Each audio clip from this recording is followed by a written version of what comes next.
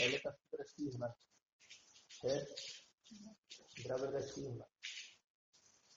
जीव की आप तक तत्व दृष्टि नहीं है, अर्थात तत्व दृष्टि माने अपने आप में अपने आप को भगवान,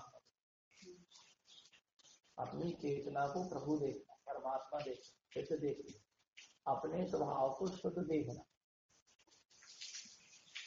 अपने स्वभाव को, अपनी आत्मा को कैसा देखना, शुद्ध देखना। ये कौन सी दृष्टि है? तत्व दृष्टि। अपनी आत्मा को, अपने स्वभाव को कैसा देखना, शुद्ध देख रहे हो, उसका नाम क्या है? माने अपनी वस्तु की शुद्धता का, अपनी वस्तु की शुद्धता की दृष्टि, उसका नाम सत्य दृष्टि। और जैसा मैं शुद्ध हूँ, जैसा मैं शुद्ध हूँ, वैसे ही जगत के जीव भी अपने स्वभाव से कहते हैं। ये कौन सी दृष्टि हो गई? द्रव्य। और पहले कौन सी दृष्टि? पहले तत्व दृष्टि, जिसकी दृष्टि में अपना शुद्धात्मा शुद्ध दिखा है, अपना आत्मा शुद्ध जिसने अनुभव किया है, जिसने अपने आत्मा को भगवान अनुभव किया है, प्रभु अनुभव किया है, परमात्मा अनुभव किया है, देखा है, वही तो जगत के जीवों को प्रभु परमात्मा शुद्ध अनुभव कर पाएगा। जिसने अपने आप को भगवान आत्मा नहीं देखा, वो जगत के जीवों को भगवान आत्मा नहीं देखा। सुन के कह तो सकता है कि सब भगवान आत्मा, और दृष्टि का विषय नहीं बनता। द्रव्य दृष्टि में वस्तु के शुद्ध स्वभाव को देखा जाता है, तो जीव को शुद्ध सिद्ध स्वरूपी देखा जाता है, और खुदगल को शुद्ध परमाणु रूपी देखा जाता है। कौन सी दृष्टि में? द्रव्य दृष्टि। पर ये द्रव्य दृष्टि कब उत्पन्न होगी? जब तत्व दृष्टि होगी। बिना तत्व दृष्टि के द्रव्य दृष्टि नहीं होगी। पहले तो तत्व दृष्टि को प्रकट करेगा, अर्थात अपने आत्मा की शुद्ध दृष्टि होना चाहिए, अपने स्वभाव की शुद्ध दृष्टि होना चाहिए। हम अपने स्वभाव को शुद्ध देखें। तत्व, तत्व माने जिसमें, तत्व माने ठोस, ठोस माने कड़क नहीं।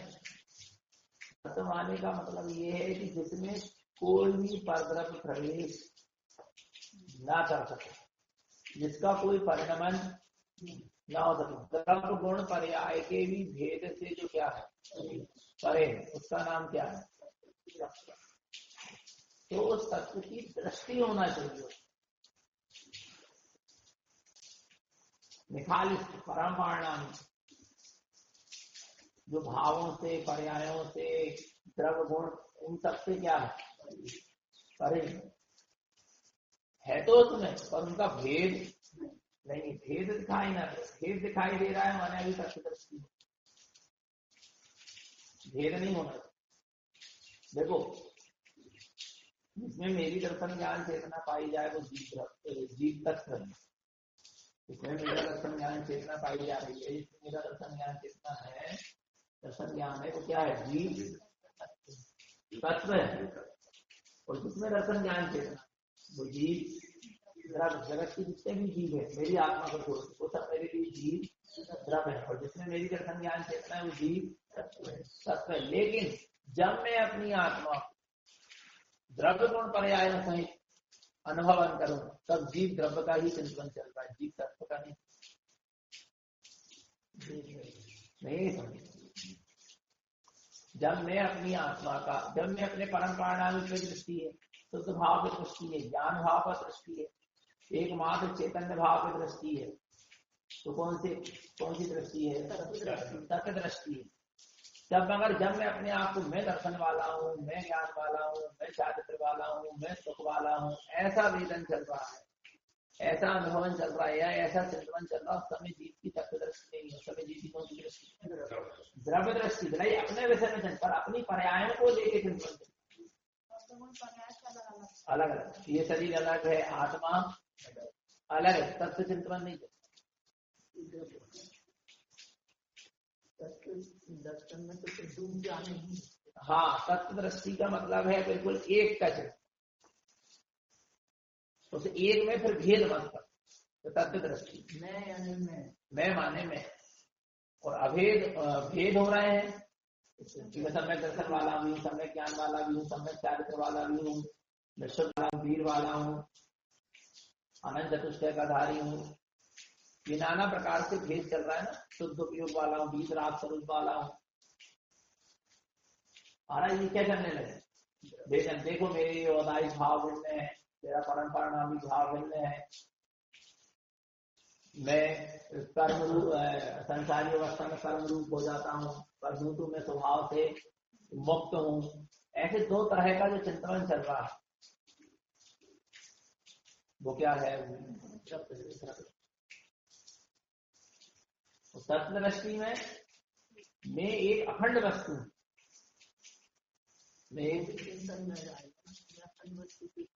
चिंतन में तो आएगा, पर एक अखंड को वेदन करो। अखंड में फिर खंड मत करो। अखंड को तो चिंतन करो, पर उसमें खंड खंड मत करके चिंतन।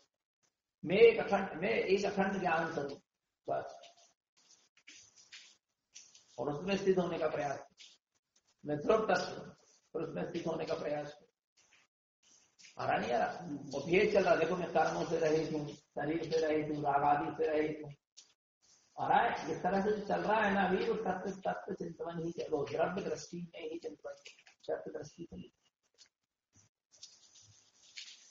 तत्व दृष्टि तो वहां है जहां बस एक को पकड़ लिया, फिर उसमें सब अनंत गुणों और अनंत पर्याय उसमें समाहित हो गए। उनका अलग अलग भेद करने की आवश्यकता नहीं आ रहा। माने आप लड्डू बना रहे हैं, क्या बना रहे हैं? तो भैया इसमें काजू डालना है, किशमिश डालना है, बादाम डालना है, खसखस डालना है, दाल डालना है, गुड़ डालना है, घी डालना है, सौंफ डालना है। तो अभी आप आरानी भेद है ना, अलग अलग भेद है। आरानी यार इसमें अब क्या क्या चीज डल गई, मिल गई, बोले इसमें ये डल गया, ये मिल गया। ये सभी अभी लड्डू बन तो गया, पर इसमें क्या क्या डल गया, क्या क्या मिल गया, ये भेद कर रहा है। सभी द्रव्य दृष्टि नहीं। वो लड्डू तो आपने सेवन किया, बोले क्या क्या है इसमें, ये मत पूछो, ये तो लड्डू है। आत्मा कैसा है मत, कैसा है ये भेद मत फर्क। वो तो मैं हूं माने हूं, मेरी सत्ता है माने है, मैं जैसा भी हूं वैसा हूं, मेरे अनुभव का विषय है, मैं हूं। ये कौन सी दृष्टि? तत्व दृष्टि। तत्व दृष्टि को पहले मुक्त कर, स्वयं को माने स्वयं को जब तक प्रभु नहीं देखेगा, परमात्मा अनुभव नहीं करेगा, शुद्ध अनुभव नहीं करेगा, सिद्ध अनुभव नहीं करेगा, तब तक भक्त दृष्टि भी प्रकट नहीं हो सकती।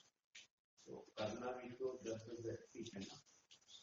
तत्व दृष्टि प्रकट करेंगे तो द्रव्य दृष्टि अपने आप प्रकट होगी। तत्व दृष्टि प्रकट होगी तो द्रव्य दृष्टि अपने आप क्या हो जाएगी? प्रकट हो जाएगी। नहीं है ऐसा? तो देखो, एक भेद करना पड़ता है तो एक भेद हो जाता है। जब तक सम्यक दर्शन नहीं हुआ, आत्मा की अनुभूति नहीं हुई, तब तक बुद्धि पूर्वक भेद करना कि शरीर में नहीं हूँ मैं आत्मा हूँ, कर्म में नहीं हूँ मैं आत्मा हूँ, राग आदि में मैं आत्मा हूँ, संयोग आदि में नहीं है मैं आत्मा हूँ, ऐसा अभी भेद करना पड़ रहा है क्योंकि सम्यक दर्शन हुआ। पर जब सम्यक दर्शन हो जाएगा ना, तो अब बुद्धि पूर्वक जो भेद कर रहे थे तो ज्ञान में भेद विज्ञान चलेगा, भेद करना नहीं पड़ेगा, भेद सहज होगा। ये मेरी वस्तु है बस, इसके अलावा जो कुछ है दर्शन ज्ञान चैतन्य जो अखंड वस्तु है वह मैं हूँ, बाकी इसके अलावा जगत में जितने भी चेतन और अचेतन पदार्थ ये सबसे मुझसे क्या है भिन्न। ऐसा भिन्नता करना नहीं पड़ेगी, भिन्नता का भाषित होगी, भिन्नता भाषित होना नहीं, भिन्नता क्या होना चाहिए? भाषित होना चाहिए। तो ज्ञान में भिन्नता भाषित होती है, बुद्धि में भिन्नता करना पड़ेगा।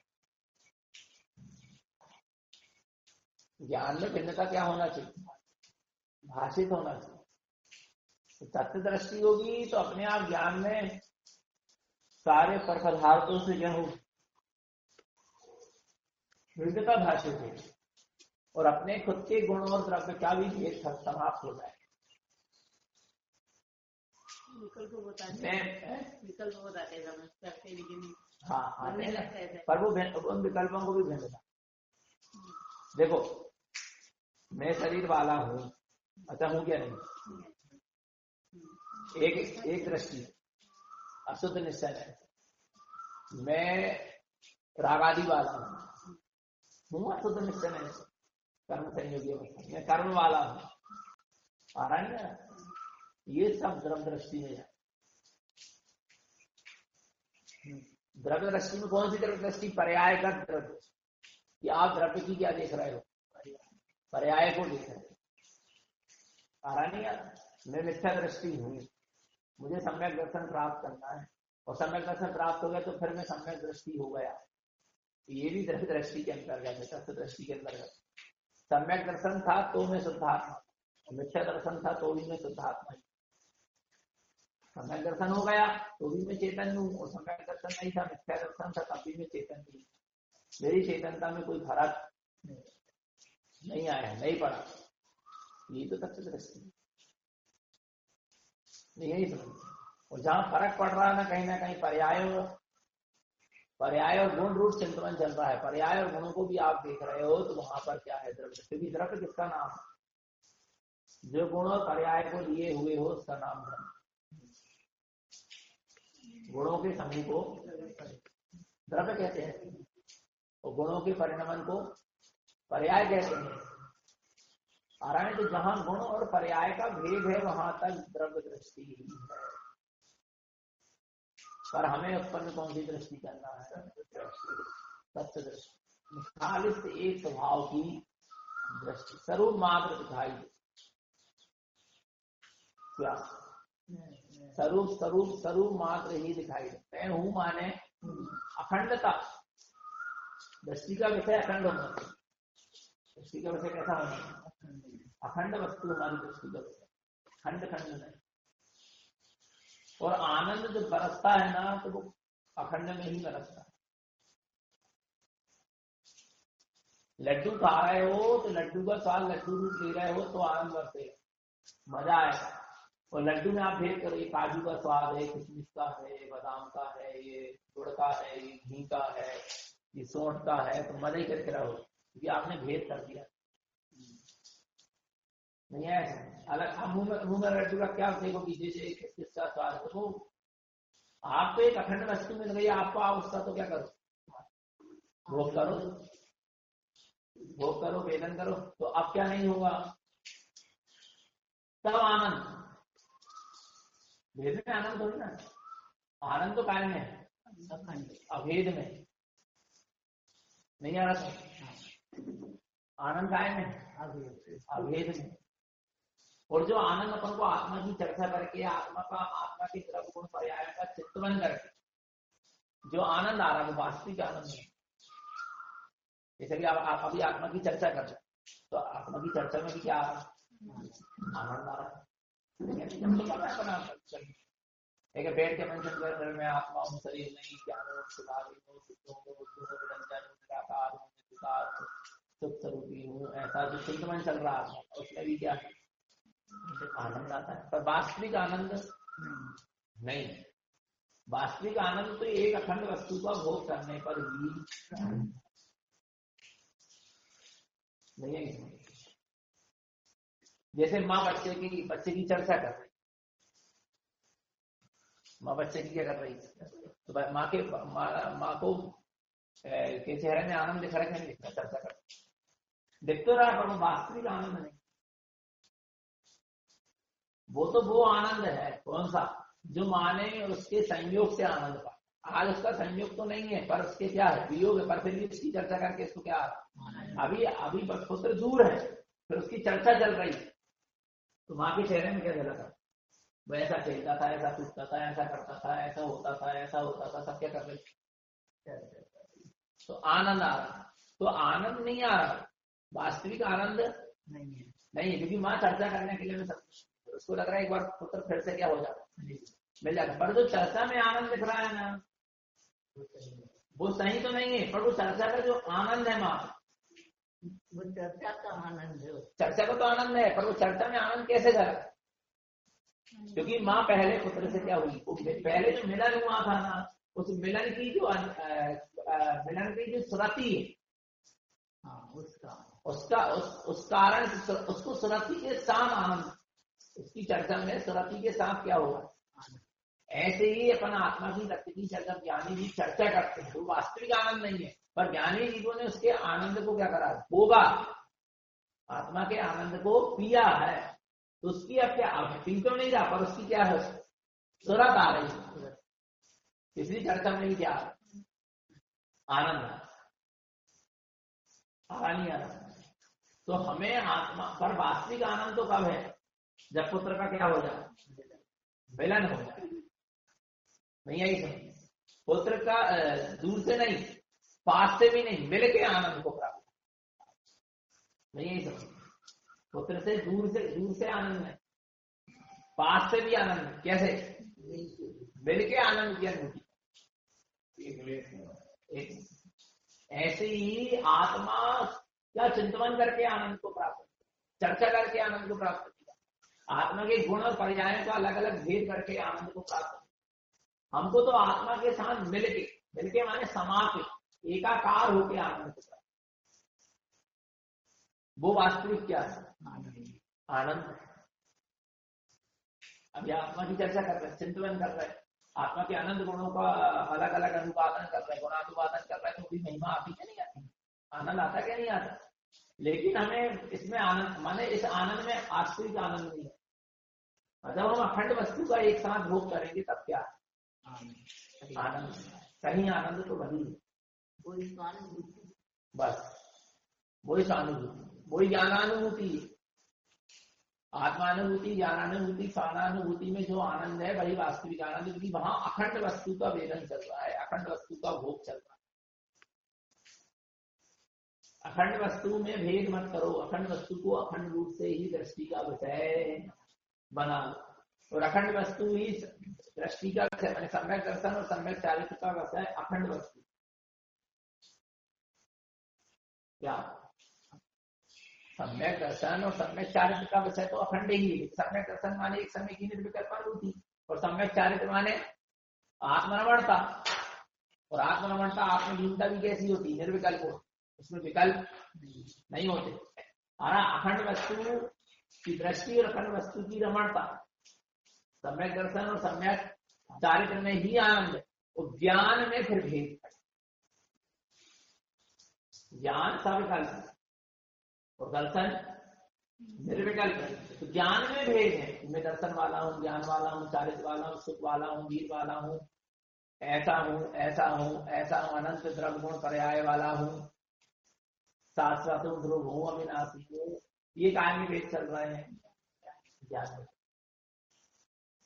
आ रहा नहीं आ रहा, पर दृष्टि और चारित्र का विषय तो क्या है, अभेद। अभेद माने अभेद, ज्ञान जान रहा हूं, पर ज्ञान में नियम से क्या होंगे, अभी दूसरी अवस्था में भेद खड़े होंगे। पर जब फिर पुरुषार्थ होता है, एक समय की निर्विकल्प ज्ञान उसी में विलीन है। तो सम्यक दर्शन ज्ञान चारित्र का अलग अलग भेद, तो ज्ञान बार बार अपने अखंड स्वभाव में विलीन हो जाए, उसमें भेद ज्ञान तो अपने को बताएगा ना, बताएगा, पर ज्ञान देखो, जब ज्ञान अनुभव में डूबेगा ना तब नहीं होगा। मुख में जब लड्डू रखा रहेगा ना, मुख में जब लड्डू रखा है उस समय फिर बताओ क्या क्या है लड्डू में, तो आप कहोगे पहले खा तो लें, तो नहीं आ रहा समझ। बताने में कब आएगा, चिंतन में कब आएगा, बाद में। लड्डू मुख में रखा है, आप तो आनंद लूटो, फिर बाद में बताओगे आपकी लड्डू में क्या क्या, मिश्री थी, ये थी, वो थी, शक्कर थी, दूधा था, गुड़ था, जो कुछ घी था, काजू किशमिश बादाम सब, चिरौंजी सब। नहीं आ रहा, कब आएगा ये सब, बाद में, सब बाद में। अच्छा, बाद में कैसे आ रहा है, पर जिस समय आप स्वाद ले रहे हैं उस समय कोई भेद, जब तो स्वाद आता है, हाँ, परंतु फिर भी ज्ञान ने उस समय में सब कुछ जान लिया। स्वाद लेते लेते भी इसने जान लिया, पर ज्ञान ने उस समय भेद खड़ा नहीं किया स्वाद लेते। पर ज्ञान में जब तो आप स्वाद ले लिया, आपने अखंड रूप से स्वाद लिया, फिर आप कैसे बता रहे कि इसमें क्या क्या है? जान लिया ना, ज्ञान ने वहां भी क्या कर लिया? जान ही लिया, क्योंकि ज्ञान का काम क्या है? जानने का ही है। तो ज्ञान ने वहां क्या करा? जान लिया। ऐसे आत्म अनुभव के समय तो भेद नहीं था, पर आत्म अनुभव करते करते ज्ञान ने जान लिया। पर ज्ञान ने जब जाना ना जिस समय, उस समय भेद खड़ा नहीं अनुभूति के समय। पर जब अनुभव से क्या हुए? बाहर आए। तो ज्ञान ने बताया ना कि कैसे आत्मदर्शन ज्ञान चारित्र, तो कैसे बता दिया? जाना। तो जाना कब? वेदन करते करते ही जाना है, अनुभव करते करते ही ज्ञान ने जान लिया। बाद में पहले थोड़ी जाने, अनुभव करते करते ज्ञान ने क्या कर लिया? जान लिया।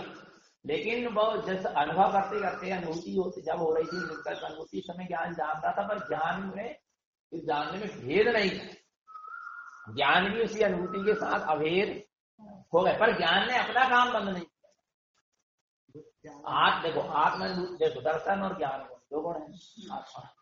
जब आत्मानुभूति हुई तो दर्शन आत्मा में विलीन हो गए, पर दोनों अपना काम नहीं छोड़ा। उसमें लीन होने के बाद भी दोनों ने अपना अपना ज्ञान, अपना अपना काम क्या नहीं करा, छोड़ा नहीं। कहाँ छोड़ा? आ रहा नहीं आ रहा, दर्शन देखता ही रहा। समान अनुभव प्रतिभास का नाम दर्शन है, वो करता रहा। और ज्ञान जानता नहीं आ रही। ज्ञान अच्छी तरह से सारे गुण द्रव्य पर्याय को सब अच्छी तरह से करता रहा, पर भेद नहीं रहा जिस समय अनुभव, पर फिर भी वो क्या करता रहा? जानता रहा। जैसे अपन को सपना आता है, सपना आता है, आ रहा नहीं आ रहा, तो सपना चल रहा है, सपना चल रहा है, चल रहा है, चल रहा है, चल रहा है, पर आप ये भेद कहाँ कर पाते? स्वप्न, ये स्वप्न चल रहा है।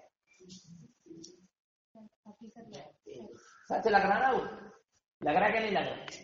यदि सपने के समय ये बोल हो जाए कि मुझे स्वप्न चल रहा है, ये सब स्वप्न रहता है। कई लोग को ऐसा भी हो जाता है कि स्वप्न में पता रहता है कि ये स्वप्न चल रहा है, पर बता रहे फिर भी एक उदाहरण दे कि ये स्वप्न चल रहा है। क्या चल रहा है? आ रहा नहीं यार, ये स्वप्न चल रहा है। ऐसा यदि बोध हो जाए, ऐसा ज्ञान हो जाए, तो स्वप्न का मजा क्या होगा? चिड़चिड़ा हो जाएगा। पर जब स्वप्न खत्म हो जाता उसके बाद भी आपको पता हो जाता कि सपने में क्या क्या है। तो ज्ञान का काम उस समय भी, माने ज्ञान अपना काम जानने का काम करेगा।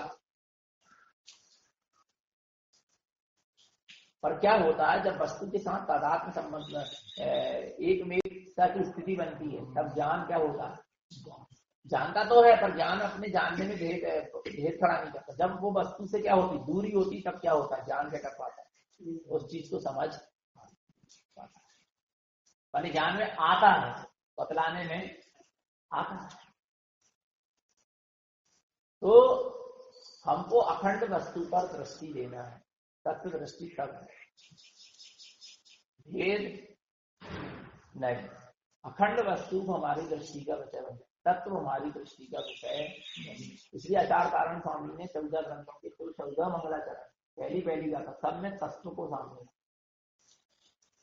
न पंच परमेश्वरी को, न जिनेन्द्र देव को, न भगवान को, किसी को सामने, क्योंकि सब द्रव्य है, जीव द्रव्य। निगोदिया से लेके सिद्ध अवस्था तक जितने जीव राशि है, सब मेरी निज आत्मा को छोड़ के सब मेरे लिए जीव द्रव्य। और अपनी आत्मा को भी सामने रखा गुरु महाराज ने पहली गाथा में। अपनी आत्मा को गुण और पर्यायों के भेद से सामने नहीं रखा, अखंड रूप से। मैंने कहा ओंकार वेदन ज्ञानमयम सम्यक, माने ज्ञानमयी हूं, दर्शन ज्ञान चारित्रमयी चैतन्य स्वरूपी हूं, अखंड रूप से सामने, अलग अलग भेद को नहीं गए। अभेद माने अभेद सत्ता को सामने। तो हमारी भी अभेद पर क्या होना चाहिए? दृष्टि होनी। सत्य को अपनी दृष्टि का विषय बना लो। एक बार तत्व दृष्टि का विषय बन गया, माने बन गया, फिर ज्ञान खुलेगा। तो सबका निर्णय अपने आप बिना तत्व दृष्टि के ज्ञान नहीं खुलता। प्रयोगसम बढ़ सकता और ज्ञान खुल नहीं सकता। ज्ञान का खुलना क्या? ज्ञान का बढ़ने से मतलब नहीं, ज्ञान का खुलना होता है। ज्ञान का खुलना माने क्या? ज्ञान का खुलना माने ये कि आगे की साधना कैसे होगी, कैसे साधना के मार्ग में हम आगे बढ़ेंगे, कैसे अपने स्वभाव में डूब जाएंगे। ये आरा नहीं है, ये ज्ञान हमें बदला है। ज्ञान ऐसी गहराई में, अपने स्वभाव की गहराई में ले जाए।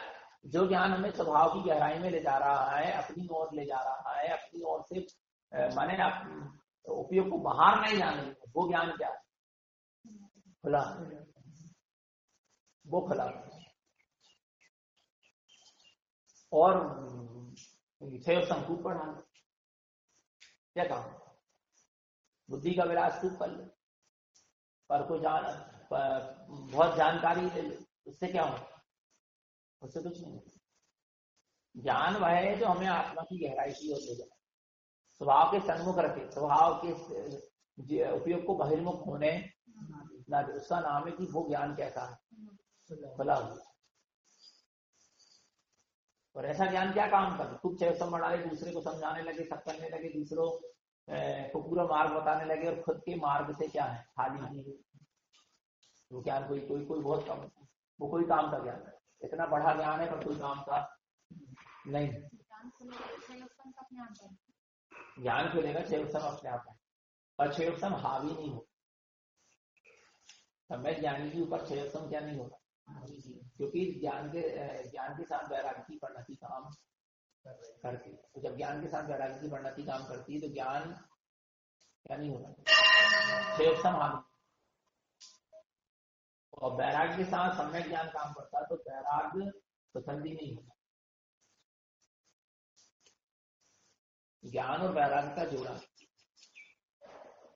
और संबर इसी आत्म हित हेतु वैराग ज्ञान से लखे आपको कष्ट। अज्ञानी जीव को जिससे संबर होना, जिससे कर्म आना क्या होना, रुकना है, वो वैराग और ज्ञान कैसे लगे? कष्ट रूप। जबकि ये कैसे हैं?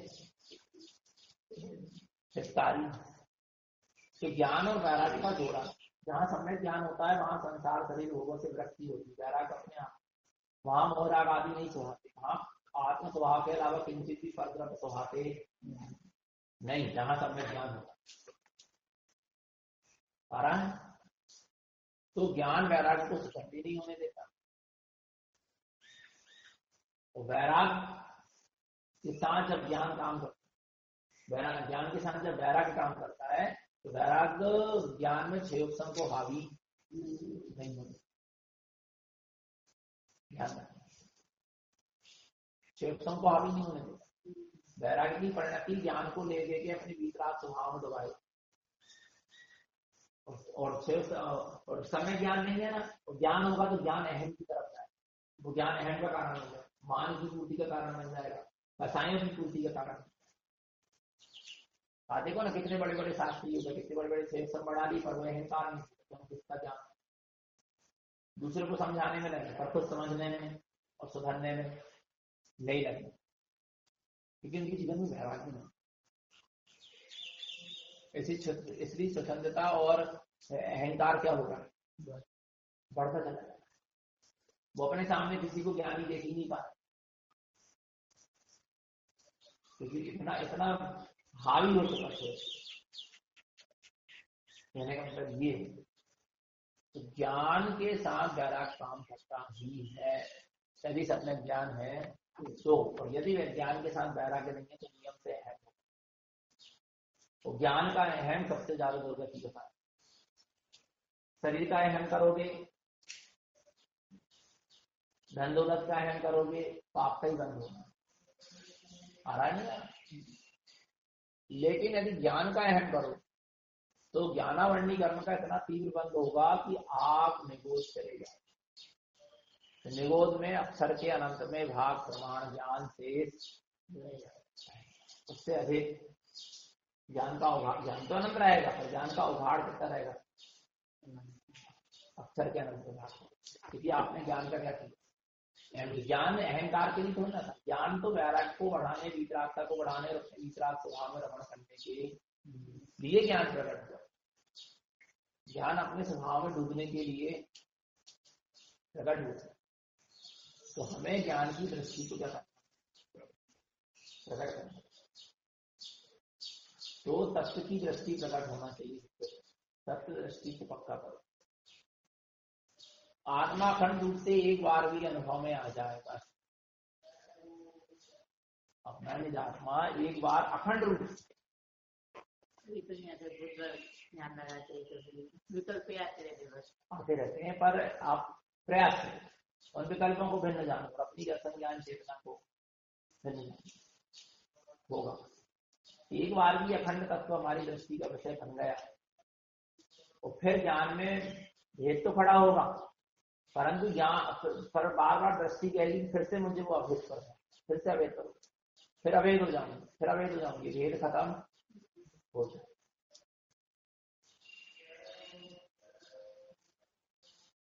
दृष्टि में अभेद वस्तु आई, उसका आनंद वर्षा निर्विकल्प अनुभूति, और जब उपयोग बाहर आया तब निर्विकल्प अनुभूति तो नहीं। तो ज्ञान में ना ऐसा लगता है कि दूरी हो गई, तो वो दूरी सुहाती नहीं। दूरी क्या नहीं होती, सुहाती नहीं है, फिर भी दूरी है, पर दृष्टि का विषय तत्व है ना, तो वो आनंद में तो रहेगा, पर उसको वो आनंद नहीं आ रहा जब तक क्या है दूरी बनी। फिर वो प्रयास करता है, समाहित करता, ध्यान करता, फिर निर्विकल्प अनुभव में डूबना, फिर एक बार उससे मिलना चाहता है, फिर ऐसे कितने बार, अनेकों बार प्रसार करता है। एक समय ऐसा आता भालिंगी मित्रा के साथ उनके, जब 8वें स्थान में चढ़ता है और श्रेणी का आरोहण होने लगता है, फिर अपने स्वभाव में ऐसे डूबता है कि बाहर ही, फिर दूरी समाप्त होने लगता है, और छपक श्रेणी चढ़ जाए तो पूरी दूरी समाप्त और केवल ज्ञान की प्राप्ति हो जाए, क्या नहीं। तो पहले एक बार अपनी अखंड वस्तु की दृष्टि उत्पन्न करो, अखंड तत्व की दृष्टि उत्पन्न ऐसा है। तो निरंतर निश्चितात्मा की सोच रखे, अपना सबका जीवन संघर्ष बोलो श्री गुरु महाराज की जय।